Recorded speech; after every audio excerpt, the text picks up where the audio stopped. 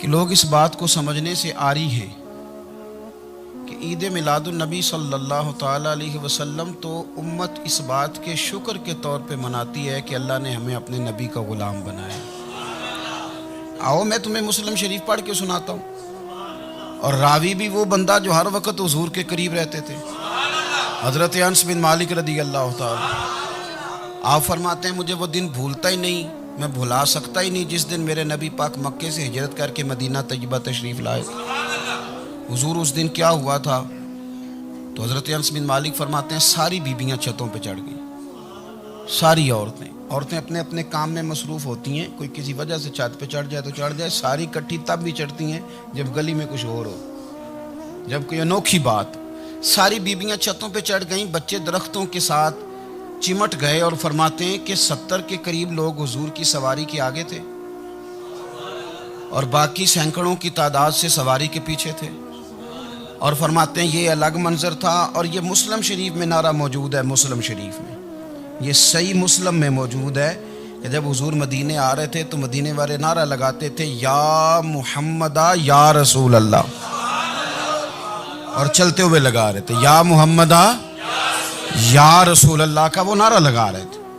اور پھر حضرت انس بن مالک فرماتے ہیں یہ دو منظر یہ تھے، ایک تیسرا منظر بھی تھا۔ مدینہ شریف کے اندر کچھ قبیلے تھے، آج بھی ایسا ہونا نہیں چاہیے، یہ اسلام نہ صرف اس کو ناپسند کرتا ہے بلکہ اس کی تردید کرتا ہے۔ چھوٹی برادری بڑی برادری آج بھی تقسیم ہے، نہیں ہونی چاہیے۔ عرب کے اندر بھی تقسیم تھی، کچھ قبیلوں کو چھوٹا جانتے تھے، کچھ کو بڑا جانتے تھے۔ ایک قبیلہ تھا بڑا قبیلہ، بنو نجار کا، چودھریوں کا قبیلہ، سیٹھوں نوابوں کا قبیلہ، بڑے لوگوں کا قبیلہ۔ اس قبیلے کی بیٹیاں ایک کونے میں دف لے کے بیٹھ گئیں۔ نبی پاک صلی اللہ تعالیٰ علیہ وآلہ وسلم کے غلاموں بات کو سمجھیں۔ ایک منظر یہ کہ عورتیں چھتوں پہ، آج ہم منع کریں گے کیونکہ یہ پردے کی آیتیں نازل ہونے سے پہلے کی بات ہے، اب آیتیں آ گئیں، اب ہم یہ اجازت نہیں دیتے۔ عورتیں چھتوں پہ چڑھ گئیں، مرد گلیوں میں نعرے لگانے لگے، اور بنو نجار قبیلے کی بیٹیاں چھوٹی بچیاں وہ ایک کونے میں دف لے کے بیٹھ گئیں اور وہ پڑھنے لگیں طلع البدر علیہ۔ اب تو میلاد غریبوں میں رہ گیا ہے، ہمارے یہاں فیشن ہو گیا ہے، جب حالات خراب ہوتے ہیں تو لوگ برکت کے لیے میلاد کراتے ہیں، اور جب امیر ہو جاتے ہیں پھر انہیں میلاد کے جائز ہونے کی دلیل ہی کوئی نہیں ملتی، پھر وہ یہ فیشن ہے۔ بندہ تھوڑا سا پڑھ جائے نا دو چار چیزیں تو ہر چیز کو غلط کہنا اس کی طبیعت ہوتی، پھر یہ فیشن ہے کہ میری سوسائٹی نہیں ہو گئی، کتابیں نہیں ہو گئیں، فرنیچر نیا ہو گیا، دوست نئے ہو گئے تو مذہب وہی پرانا۔ وہ ہوئے کوئی ترقی کرنی چاہیے، پھر وہ ترقی کرتے ہیں بیچارے، اور جن کی پیچھے 10 نسلیں اور 50 نسلیں میلاد مناتی آنے کو تو نہیں دلیل کوئی نہیں ملی، سبحان اللہ۔ جن کی دادی وضو کر کے کھیر پکاتی تھی 11ویں کی، جب امیر ہو جاتے ہیں تو انہیں 11ویں پکانے کی دلیل ہی نہیں ملتی۔ اب آپ امیر ہو گئے میرے بھائی، آپ کا فیشن ہے، یہ طبیعت کا حصہ ہے۔ آپ چاہتے ہیں کہ میں وہ کام کروں جو درویش لوگ سادے لوگ نہیں کرتے، تم اپنے معاملات کو بچانے کے لیے نعرے لگاؤ تو تمہارے پاس ساری دلیلیں ہیں، لیکن یہ تمہارا نصیبہ ہے کہ تم جھوٹوں کے نعرے لگاتے ہو، لیکن یہ غریبوں کا نصیبہ ہے کہ میلاد والے رسول کا نعرہ لگا، یہ غریب کا حصہ ہے۔ لیکن وہ بنو نجار کی بچیاں غریب نہیں امیر گھرانے سے تھیں، انہوں نے جو بات کی اس کو حفیظ جلندری نے لکھا۔ مرحوم کہنے لگے کہ وہ ننھی بچیاں، چھوٹی بچیاں تھیں، کہتے وہ ننھی بچیاں وہاں بیٹھ کر دف بجاتی تھیں اور رسول پاک کی جانب اشارے کر کے گاتی تھیں، اور لوگوں سے کہتی تھیں کہ یہ کو ہمارا پیشہ نہیں دف بجانا، ہم تو چودھریوں کی بیٹیاں ہیں، ہم تو بڑے خاندان سے ہیں۔ وہ ننھی بچیاں جو بیٹھ کر وہاں دف بجاتی تھیں، رسول پاک کی جانب اشارے کر کے گاتی تھیں اور کہتی تھی ہم ہیں بچیاں نجار کے عالی گھرانے کی، خوشی ہے آمنہ کے لال کے تشریف لانے، ہمیں بڑی خوشی ہے آمنہ کے لال کے، خوشی ہے آمنہ کے لال کے، خوشی ہے آمنہ کے لال کے، ہمیں خوشی ہے آمنہ کے لال کے تشریف، خوشی ہے بس آمنہ کے لال کے تشریف۔ نبی پاک صلی اللہ تعالیٰ علیہ وآلہ وسلم سے امت کا جذباتی رشتہ ہے، یہ پہلے دن سے ہی ابو جہل کب منع کرتا تھا کسی مسلمان کو کہ خانہ کعبہ میں نماز نہ پڑھو، کہتا پڑھو۔ حضرت صہیب ابن سنان رومی سے اس نے کہا کہ آپ اپنے طریقے کے مطابق، مسلمانوں کے طریقے کے مطابق کعبے کے اندر نماز پڑھیں، جو مرضی کریں۔ روکتے تو وہ نبی پاک کے قریب جانے سے تھے، وہ منڈیوں میں بیٹھ جاتے تھے، حضور کے قریب نہ جانا، حضور کے قریب نہ جانا، حضور کے قریب نہ جانا۔ میری بات کو آپ سمجھے اور ہمیشہ یاد رکھیں، امت کا نبی پاک سے جذباتی رشتہ، جذباتی، یہ جو رسول اللہ کی امت ہے یہ گناہگار ہو سکتی ہے پر اپنے نبی کی غدار نہیں ہوتی۔ میں آپ کو صحیح کہہ رہا ہوں۔ میرے کلین شیو نوجوان کے کان میں آپ جا کے کہیں نبی پاک، چاہے اس نے نماز نہ پڑھی ہو، چاہے اس نے داڑھی نہ رکھی ہو، آپ حضور کا نام لیں، اس کے رونگٹے کھڑے ہو جاتے ہیں، اس کی طبیعت، اس کا دل دھک دھک کرتا ہے، اس کی ایک ایک روح سے محمد محمد کی آوازیں نکلتی۔ یہ فیض ہے رسول پاک کا، اور یہ کرم ہے اللہ کا اس امت کے ساتھ۔ امیر ملت پیر جماعت علی شاہ صاحب محدث علی پوری فرماتے ہیں، ایک جگہ ہندوؤں کا جلسہ تھا، ہندو پنڈت تقریر کر رہا تھا، اس نے نبی پاک صلی اللہ علیہ وسلم کی شان میں معاذ اللہ کو بے ادبی کر دی۔ مسلمان تھے ہی نہیں، ایک مسلمان تھا، وہ ملنگ نہیں ہوتے دوری ڈنڈے والے، اس کے پر رنگین ڈنڈا تھا، وہ کہیں دور بیٹھا تھا، تو اس نے سن لی، اسپیکر چل رہا تھا، تو وہ ڈنڈا لے کے تو سٹیج پہ چڑھ آیا۔ وہ کہتا ہے میں نے پنڈت کے سر میں مارا ایک ہی ہے، پر مارا ذرا صحیح کر کے۔ وہ ڈھیر ہو گیا، لوگوں نے گرفتار کر لیا، جیل میں چلا گیا۔ پیر صاحب کہتے ہیں میں ملنے گیا، بندے کو بسم اللہ بھی سیدھی نہیں پڑھنی آتی، سورۃ اخلاص بھی ٹھیک نہیں آتی، اسے ربنا آتی نہ دعا نہیں کر سکتا، ملنگ ہے۔ میں ملنے گیا اور میں نے کہا یار نہ تو نماز پڑھے، نہ داڑھی رکھے، نہ تو مسجد جائے، پر تو نے کمال کر دی۔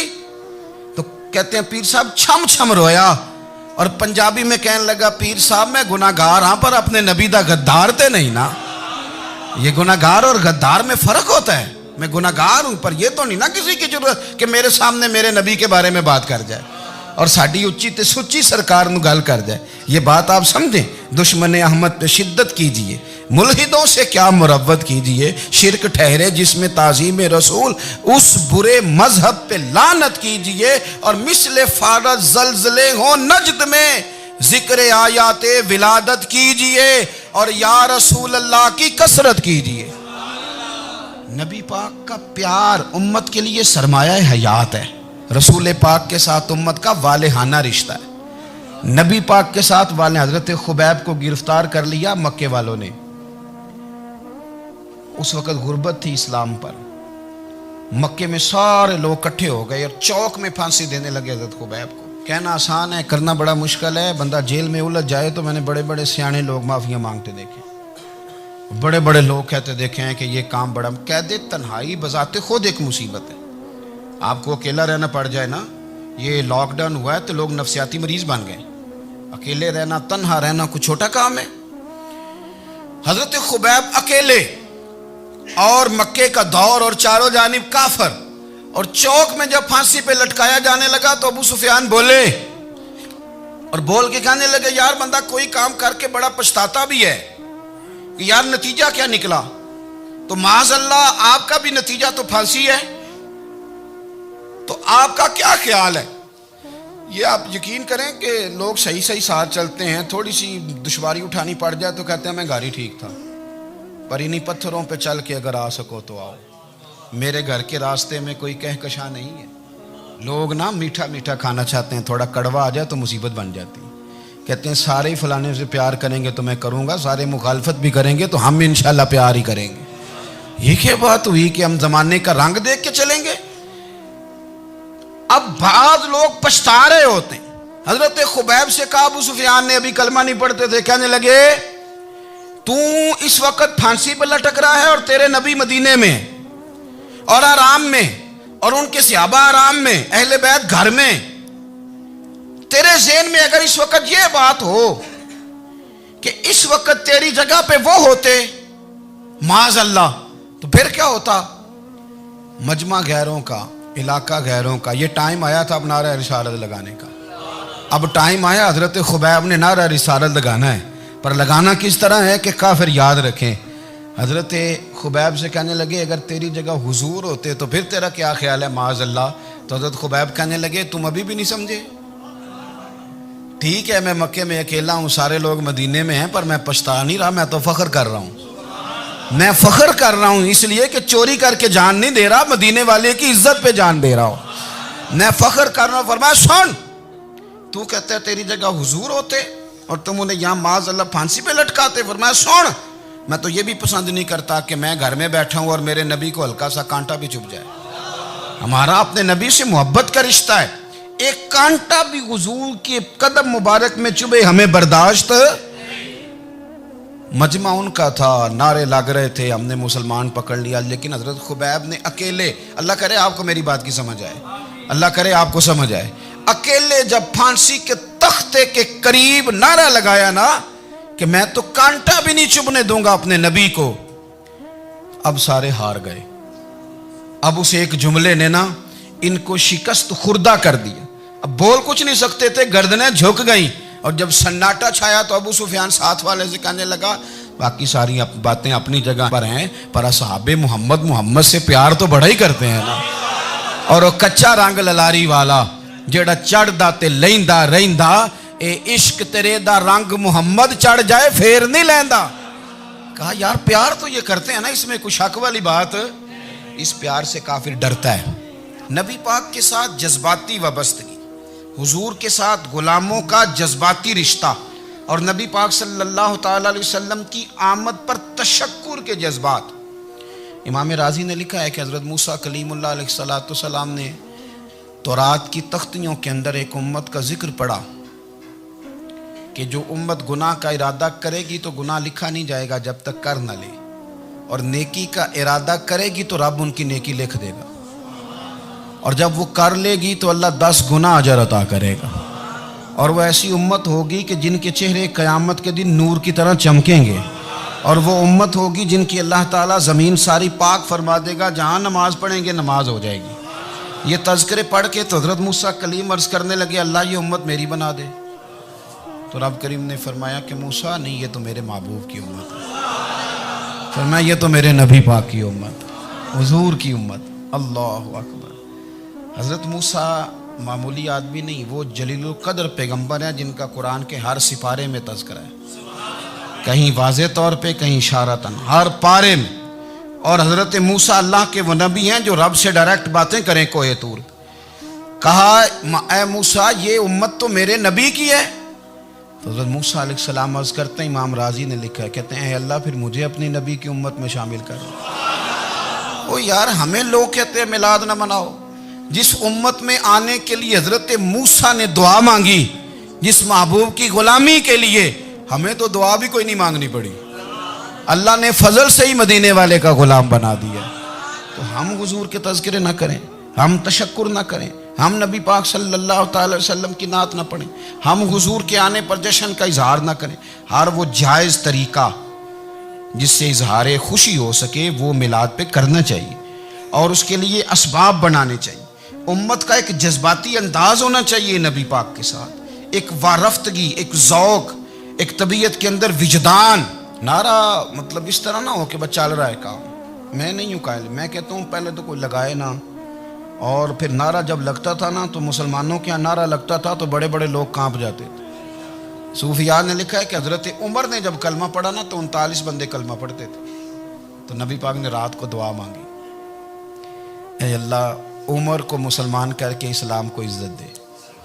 حضرت عمر سویرے آ گئے، میں وہ تفصیل میں نہیں جاتا، بات لمبی۔ حضرت عمر جب آئے نا اور انہوں نے آتے جب کہا نا کہ میں کلمہ پڑھنے آیا ہوں، تو حضور اتنے راضی ہوئے کہ نبی پاک نے کہا اللہ اکبر، تو صحابہ نے نعرے لگائے اللہ اکبر اللہ اکبر، یعنی 40 لوگ مسلمان ہوئے تو نعرے لگے۔ ہمارے صوفیاء کہتے ہیں حضرت عمر کے آنے پر جب نعرے لگے تو بتاؤ کہ وہ تو نعرہ تکبیر لگا، نعرہ رسالت کیوں نہیں لگا؟ تو کہتے ہیں گویا ہمیں حضور نے یہ سمجھایا ہے، حضور کے اشاروں نے سمجھایا ہے کہ میں اب اپنے نعرے خود تو نہیں نہ لگاؤں گا، میں نے تو اللہ اکبر کہہ دیا، عمر آ گیا ہے میرے نعرے لگاتا رہے گا، نعرے لگیں گے۔ حضرت عمر نے پہلے دن ہی کہا کہ حضور آپ سچے رسول ہیں تو چھپ چھپ کے نماز کیوں پڑھیں؟ شروع ہو گئے نعرے، حضور آپ سچے ہیں تو چھپ چھپ کے نماز کا کیا معنی ہو؟ تو حضور نے فرمایا تیرا کیا ارادہ؟ عرض کی حضور سارے نہیں، ایک میں ایک امیر حمزہ، ایک لائن کے آگے وہ لگ جائے، ایک کے آگے میں لگ جاؤں، اور باقی مسلمان جتنے ہیں کل 40 تھے، پیچھے 18 19 بچیں گے۔ تو ایک لائن میں وہ ہو جائیں، ایک میں آگے، ایک میں امیر حمزہ ہو، ایک میں ہوں، تو دیکھ لیتے ہیں یہ ہمیں نماز کیسے نہیں پڑھنے دیتے۔ ہاں دیکھ لیتے ہیں، آئے نا میدان میں، ادھر آ ستمگر ہنر آزمائیں، تو تیر آزما ہم جگر آزمائیں، اور غلامان محمد جان دینے سے نہیں ڈرتے، یہ سر کٹ جائے یہاں رہ جائے کچھ پرواہ نہیں کرتے۔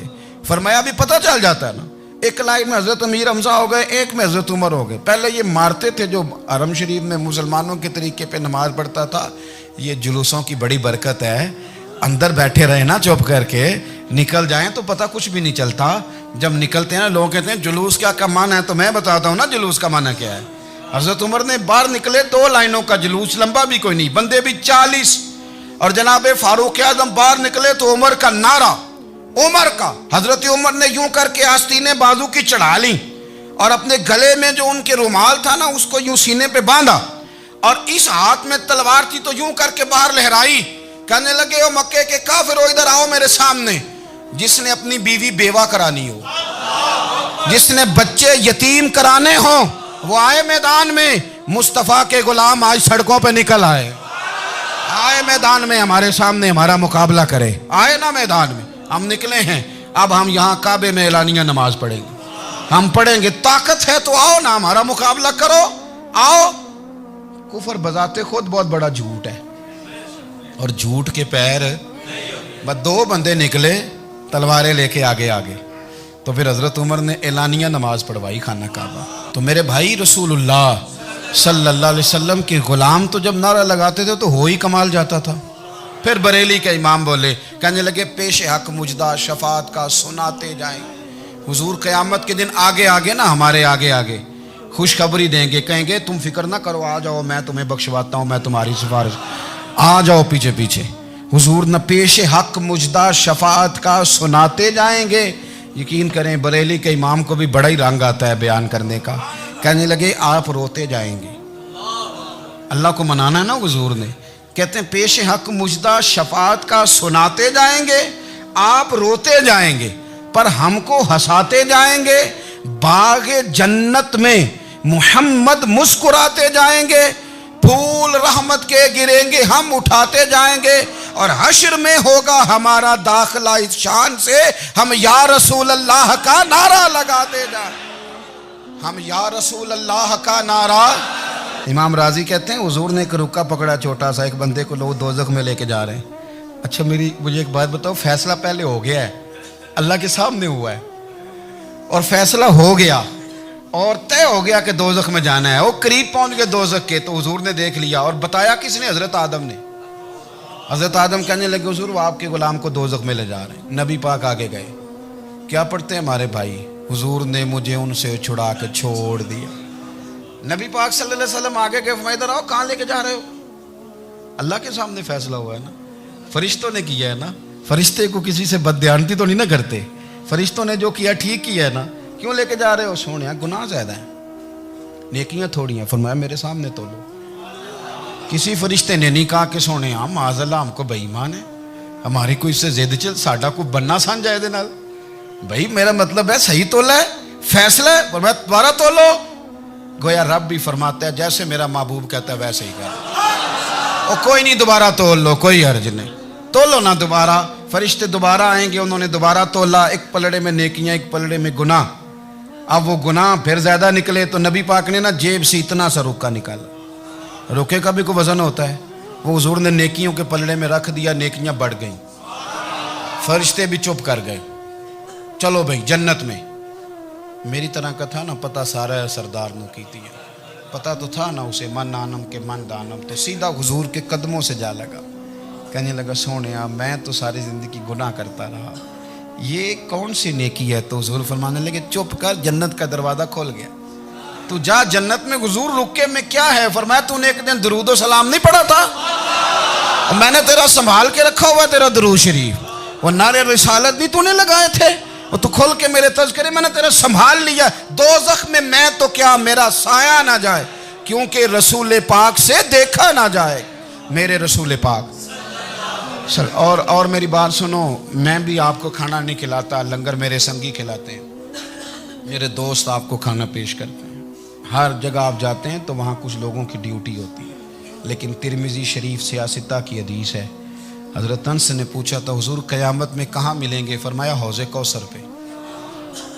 حضور وہاں انس پانی پلائیں گے کہ بلال پلائیں گے کہ سہیب پلائیں گے؟ فرمایا نہیں، امت پیاسی آئے گی تو میں اپنے دست مبارک سے پانی پلاؤں.